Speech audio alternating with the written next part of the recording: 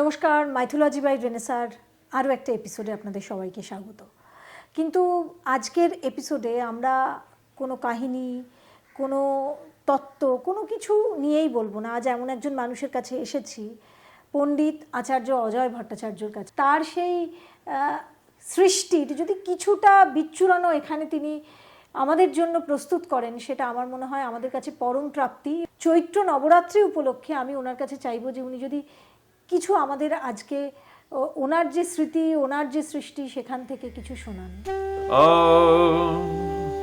ত্বং স্বাহা ত্বং সদা ত্বং হি বষটকার সরাত্মিকা সুধাতমক্ষরে নিত্যে ত্রিধা মাত্রাত্মিকা স্থিতা अर्धमात्रा स्थिता नित्या यानुच्चार्या विशेषतः तमेव सा त्वं सावित्री त्वं देवी जननी परा तयैव धार्यते सर्वं तयैतत् सृज्यते जगत् तयैतत् पाल्यते देवी तमत्स्यन्ते च सर्वदा विसृष्टौ सृष्टिरूपा त्वं स्थितिरूपा च पालने तथा संहृतिरूपान्ते जगतोस्य जगन्मये महाविद्या महामाया महामेधा महास्मृति महामोहा च भवति महादेवी महासुरी प्रकृतिस्त्वञ्च सर्वस्य गुणत्रय विभाविनी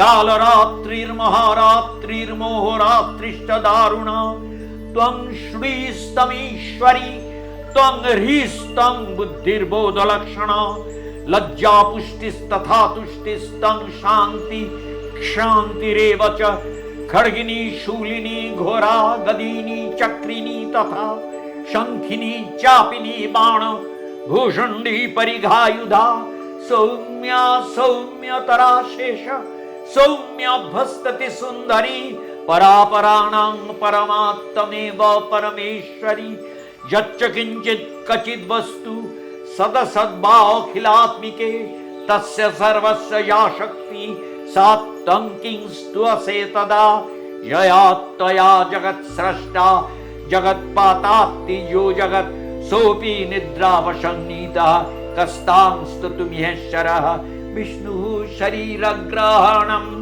अहमीशान एव च कारितास्ते यतो तस्तां कः स्तुतुं शक्तिमान् भवेत्।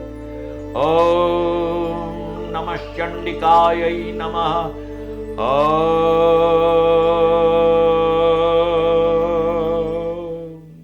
সৃষ্টির পালনের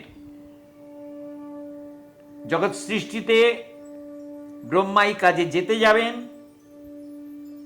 এমন সময় দেখেন পালনকর্তা নারায়ণ যিনি শায়িত রয়েছেন, তার কর্ণমল থেকে, তারই ভেতর থেকে দুটি অসুর মধু আর কৈটব সৃষ্ট হয়ে নারায়ণেরই কর্ণমল থেকে সৃষ্ট হয়ে ব্রহ্মাকে দেখে তারা এলো, আমাদের ছাড়া আরেকটা আছে, মেরে ফেল এটাকে রাখবি না। ধ্বংসাত্মক তামসিক গুণের একটা প্রকাশ। তখন ব্রহ্মা দেখলেন আমার কাজ আটকে যাচ্ছে, বিষ্ণুকে জাগানো দরকার। বিষ্ণু না হলে পালন করতাম, পালনের কাজটা করার জন্য তো সৃষ্টি করবো, তবে তো পালন করবেন উনি, কিন্তু এই তো পালন কর্তাকেই দরকার এখন একে মারার জন্য, আমি কাজ করতে পারবো না। তিনি তখন কাকে ধরবেন? সবার উপরে যে মহামায়া জগন্মাতৃকা মহাকালী হিসেবে তাকে স্তব করলেন, এই যেটা আমি করলাম তং স্বাহা। তখন সেই মহাকালীর শক্তিতে নারায়ণ জেগে উঠলেন, জেগে উঠে মধুকৈটবের সঙ্গে লড়াই আরম্ভ হলো। এবার মধুকৈটব তো তাঁরই কর্ণমূল থেকে সৃষ্ট, তাই নারায়ণ হারাতে পারলেন না, কিন্তু লড়লেন খুব। নারায়ণ বলো বিষ্ণু বলো, এইবার মধুকৈটব বললো বাহ, তুমি তো আমাদের সঙ্গে বেশ ভালো লড়লে, বড় প্রার্থনা করো, তোমার লড়াই আমরা খুব খুশি, বর প্রার্থনা করো। তখন বিষ্ণু বললেন তোমরা আমার বরকে পূরণ করবে? বলে হ্যাঁ, তাহলে আমার হাতে মরো। কথা দিয়ে দিয়েছি, তা তো মরতে হবে এর হাতে, কমিটমেন্ট। এই হলো তামসিক গুণের কৈবল্য, দৌর্বল্য বলবো, কৈবল্য না। যে তারা ওই যে কথা দিয়ে দিয়েছে, হলো বোকামি, তামসিক গুণের বোকামি।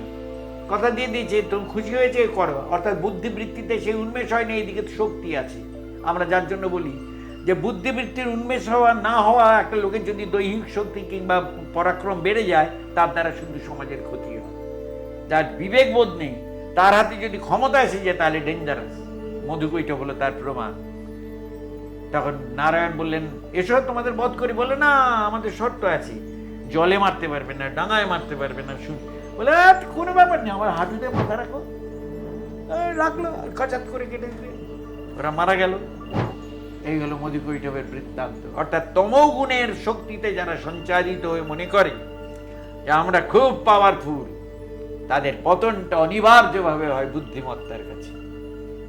মৃত্যু তোমার আছেই, তোমার ধ্বংস আছেই, তাই তমগুণে হবে না। তমগুণের থেকে উঠতে হবে রজগুণে, ভেবে চিন্তে কাজ করা।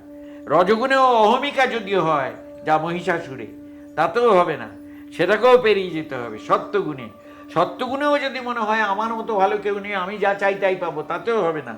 তাই শুম্ভ নিশুম্ভ এদেরও শেষ হয়ে যাওয়া, তার উপর ত্রিগুণাতীত। এক অদ্ভুত শিক্ষা চণ্ডীর।